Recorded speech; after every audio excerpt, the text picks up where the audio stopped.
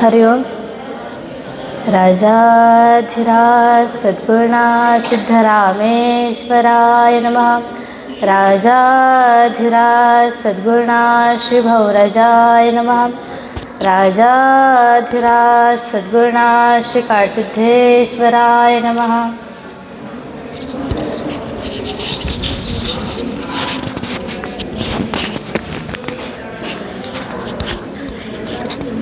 नका विसंबू दुसऱ्यावर, विश्वास ठेवा स्वतःवर, विश्वास ठेवा कष्टावर। नका विसंबू दुसऱ्यावर, विश्वास ठेवा स्वतःवर, विश्वास ठेवा कष्टावर।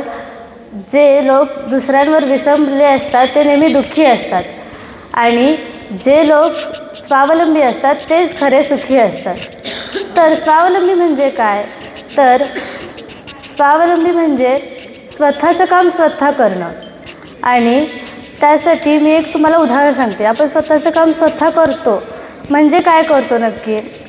आणि आपण अन्न बाहेरून आणतो। आपण अन्न बाहेरून आणण्याची गरज नसते। आपण वेळ वाचवण्यासाठी आपण अन्न बाहेरून आणतो। त्या जागी आपण स्वतः तयार करून सुद्धा खाऊ शकतो। तर आपले पैसे किंवा आपलं आरोग्य आणि आपली कुठलीही शरीराची हानी न होण्यासाठी आपण स्वावलंबी बनू शकतो। तर ते कसं? तर आपण बाहेरून जेवण आणलं तर आपले पैसे वाया जातात। म्हणजे कसं? तर आपण दवाखान्यात जाण्यासाठी आपण गाडीने जातो किंवा त्यासाठी आपले पैसे वाया जातात। डॉक्टरांकडे देण्यासाठी पैसे वाया जातात। मग ते पैसे जर आपल्या वाया घालवायचे नसतील तर आपल्याला स्वावलंबी बनलं पाहिजे। आणि जर आपण स्वावलंबी बनलो तर आपण स्वतःच घरी तयार करूनच खाऊ।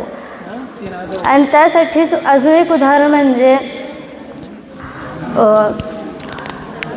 सर्वात मोठा म्हणजे जो आपल्याला असं वाटतं की आपण कुणावर तरी अवलंबून राहिलं पाहिजे किंवा आपण जे पूर्ण करण्यासाठी कोणाची तरी मदत घेतली पाहिजे।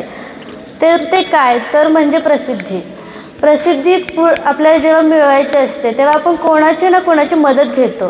तर हे आपण घेतली नाही पाहिजे। आपल्या नेहमी स्वतःवर विश्वास ठेवला पाहिजे, स्वावलंबी राहिलं पाहिजे, सकारात्मक विचार केला तर नक्कीच आपण प्रसिद्धी मिळवू शकतो। त्यासाठी मी तुम्हाला सुभाषित सांगू इच्छिते। उत्तम आत्मना ख्यातः पित्रा ख्याताश्च मध्यमाः मातुलेना धमाख्यातः श्वशुरेना धमाधमाः। म्हणजे थोडक्यात सुभाषितकार हे सांगतात की जे स्वतः प्रसिद्धी मिळवतात ते उत्तम असतात आणि जे वडिलांकडून प्रसिद्धी मिळवतात ते मध्यम असतात आणि जे मामाकडून प्रसिद्धी मिळवतात ते अधम असतात आणि जे मुलीच्या सासऱ्यांकडून प्रसिद्धी मिळवतात ते अधमधम असतात। तर अधमधम म्हणजे काय? तर जे खालच्या पातळीचे लोक असतात त्यांना अधम म्हटलं जातं। तर सुभाषितकार हे म्हणतात काय की तुम्ही खालच्या पातळीचे लोक बनू नका, कारण की सगळ्यांनाच इच्छा असते की आपलं नाव लौकिक करण्याची। त्यामुळं आपण स्वतः प्रसिद्धी मिळवली तर आपण उत्तम बनू आणि स्वतः आपण स्वावलंबी झालो तरच आपण आपलं नाव लौकिक करू शकतो। आणि हे वाणीला विराम देता मी एवढंच म्हणू इच्छिते की आपणच आहोत आपल्या जीवनाचे शिल्पकार। धन्यवाद। राजाधिराज सद्गुरुनाथ सिद्धरामेश्वराय नमः। राजाधिराज सद्गुरुनाथ श्री भवराजाय नमः। राजाधिराज सद्गुरुनाथ श्री काळसिद्धेश्वराय नमः।